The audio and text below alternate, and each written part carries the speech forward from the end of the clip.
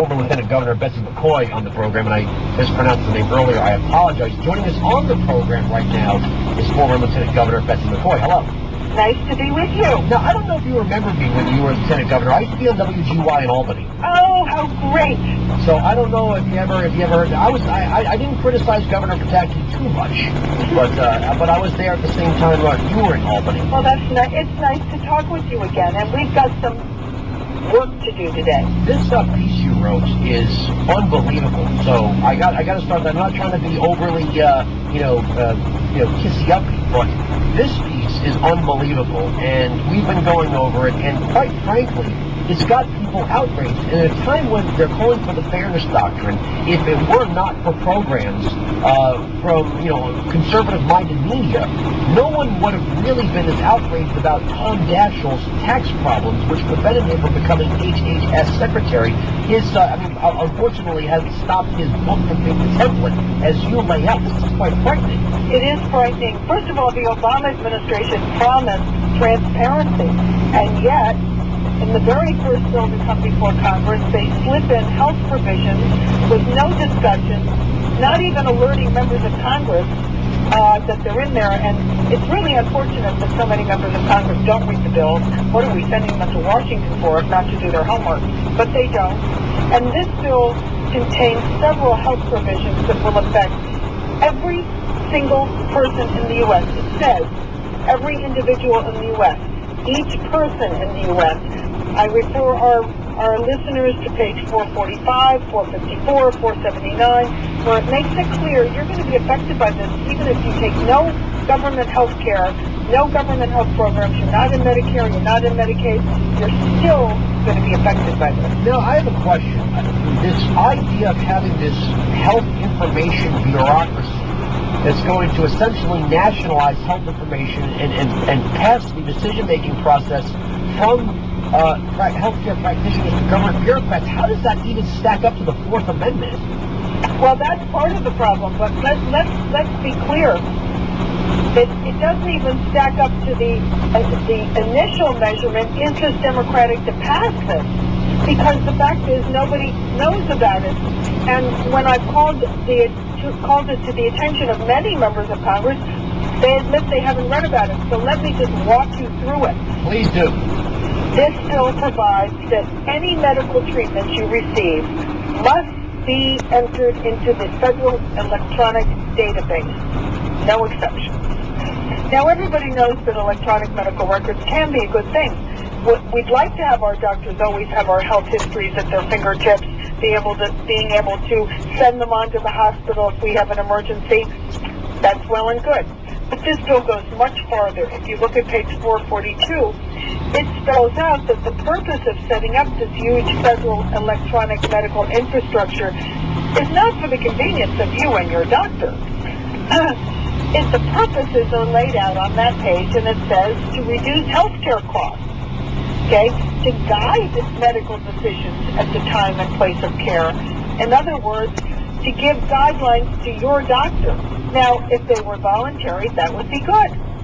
But in fact, later on in the bill, there is language to suggest that these guidelines are not voluntary.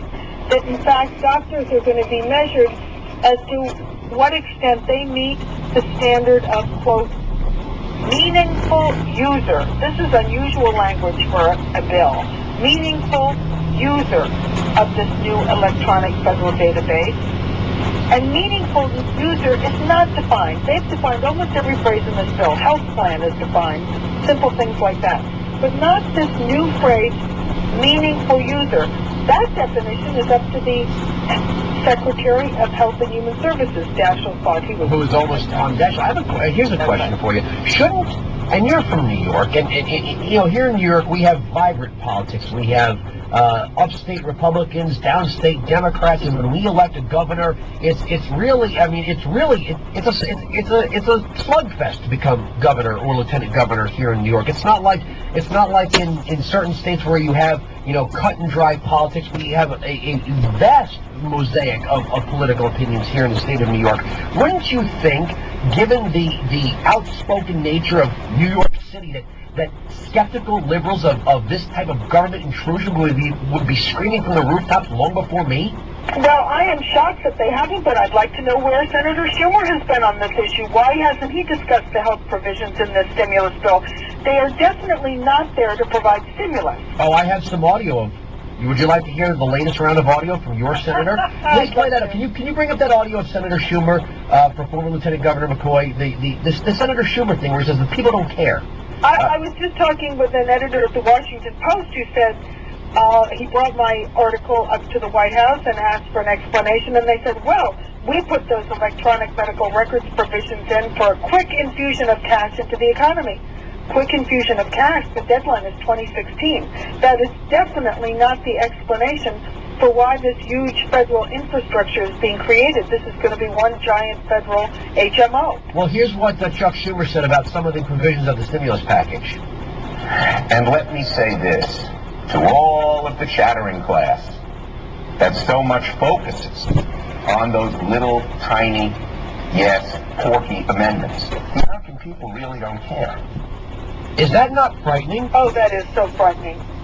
I mean, I worked at Albany. I mean, I don't think a day went by when our newsman wasn't following Chuck Schumer to a gas station or a convenience store or some other place he was setting up one of his mobile podiums to give some righteously indignant speech about the price of a gallon of gas or the cost of a cup of coffee or a gallon of milk. This guy is a press junkie, and he's saying that the people don't care. Well, you know the trouble with these senators, they're so used to living on the, quote, fat of the land that they think pork doesn't bother us anymore. But it's costing us money. It means that I have less to spend on my children, less to spend on making dinner, less to spend on whatever I need for my family. That pork is costing us a lot of money. And this stimulus bill, which is not going to do the trick, is costing us so much money, it could change the lifestyle of everyone listening here. Now, what have you been facing a backlash? Because I would imagine Bloomberg is a pretty credible news agency, even though I disagree with the mayor himself on almost everything. But this, I'm not going to say that. I'm not going to make any, criticism of his website, of the website, because it's held in trust and they published your piece here. What type of a response are you getting personally for doing what the media is supposed to be doing? This is not about Republican and Democrat, left and right. You have just gone over Tom Daschle's book and pointed to similar provisions in the stimulus package. I thought I would be hearing this from a Katie Couric or a Charlie Gibson or a Brian Williams, maybe Chris Matthews, but this is only being limited to Bloomberg. That's right. It seems as if the mainstream media don't really want to know about it. But let me tell you, the public